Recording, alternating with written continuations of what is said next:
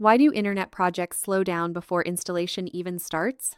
Fast and reliable internet begins with good planning, and the NGA scoping form for UFB provisioning is built to capture the right site information before work begins.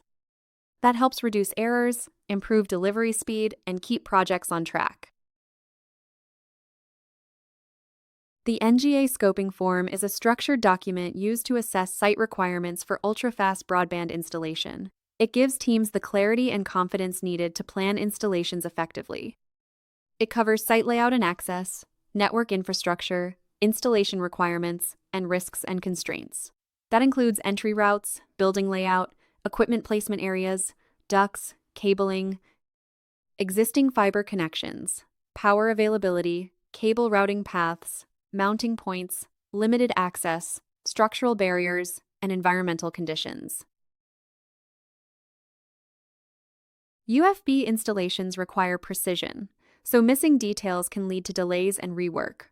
Proper scoping helps teams identify challenges early, before they become costly problems. Clear data also improves planning accuracy, which supports better resource allocation and fewer surprises.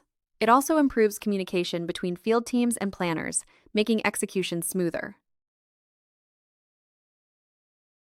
The form is built around 5 key components: site access, infrastructure, installation, risk, and permits. Each part builds on the last, starting with access points and existing infrastructure. From there, teams define installation needs, identify risks, and confirm permits. They also record findings with photos and notes, creating a reliable reference for the project. Incomplete site data creates planning gaps and leads to on-site surprises during installation. Miscommunication between field engineers and planners causes rework, while delayed reporting pushes back timelines and approval processes.